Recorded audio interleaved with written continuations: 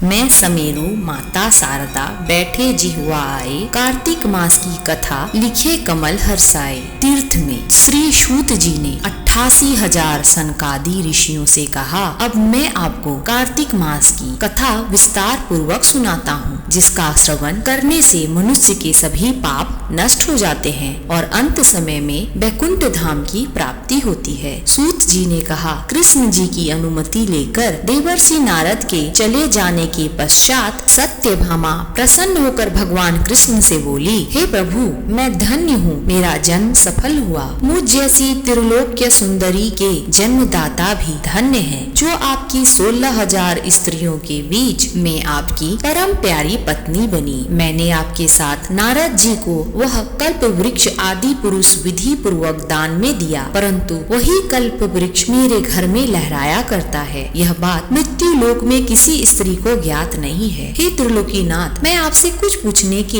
इच्छुक हूँ। आप मुझे कृपया कार्तिक महात्म्य की कथा विस्तार पूर्वक सुनाइए, जिसको सुनकर मेरा हित हो और जिसके करने से कल्प पर्यंत भी आप मुझसे विमुख न हो। सूत जी आगे बोले, सत्यभामा के ऐसे वचन को सुनकर श्री कृष्ण ने हंसते हुए सत्यभामा का हाथ पकड़ा और अपने सेवकों को वहीं रुकने के लिए कहकर विलास युक्त अपनी पत्नी को कल्प वृक्ष के नीचे ले गए। फिर हंसकर बोले, हे प्रिय, 16,000 रानियों में से तुम मुझे प्राणों के समान प्यारी हो। तुम्हारे लिए मैंने इंद्र एवं देवताओं से विरोध किया था। हे कांते, जो बात तुमने मुझसे पूछी है उसे सुनो। एक दिन मैंने तुम्हारी इच्छा पूर्ण करने के लिए गरुड़ पर सवार होकर इंद्रलोक जाकर कल्प वृक्ष मांगा। इंद्र द्वारा मना किए जाने पर इंद्र एवं गरुड़ में घोर संग्राम हुआ और गोलोक में भी गरुड़ जी गौओं से युद्ध किया। गरुड़ की चोट से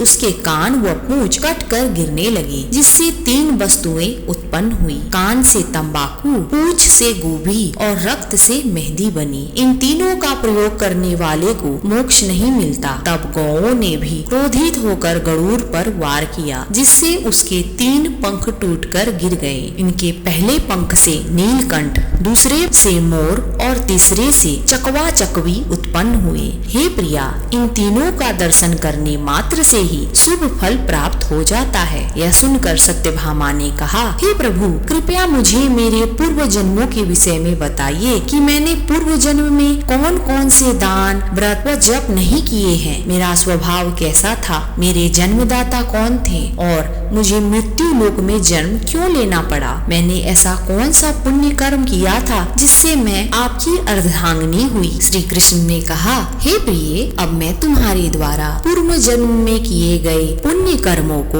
विस्तार पूर्वक कहता हूँ, उसे सुनो। पूर्व समय में सतयुग के अंत में मायापुरी में अत्रि गोत्र में वेद वेदांत का ज्ञाता देव शर्मा नामक एक ब्राह्मण निवास करता था। वह प्रतिदिन अतिथियों की सेवा, हवन और सूर्य भगवान का पूजन किया करता था। वह सूर्य के समान तेजस्वी था। वृद्धावस्था में उसे गुणवती नामक कन्या की प्राप्ति हुई। वह पुत्रहीन ब्राह्मण ने अपनी कन्या का विवाह अपने ही चंद्र नामक शिष्य के साथ कर दिया। वह चंद्र को अपने पुत्र के समान मानता था और चंद्र भी उसे अपने पिता की भांति सम्मान देता था। एक दिन वे दोनों कुश व समिधा लेने के लिए जंगल में गए। जब वे हिमालय की तलहटी में भ्रमण कर रहे थे, तब उन्हें एक राक्षस आता हुआ दिखाई दिया। उस राक्षस को देखकर भय के कारण उसके अंग स्थिर हो गए और वे वहां से भागने में भी असमर्थ हो गए। तब उस समय काल के समान राक्षस ने उन दोनों को मार डाला। चूंकि वे धर्मार्थ थे, इसीलिए मेरे पास सर्द उन्हें मेरे वैकुंठ धाम में मेरे पास ले आए। उन दोनों द्वारा आजीवन सूर्य भगवान की पूजा किए जाने के कारण मैं दोनों पर अति प्रसन्न हुआ।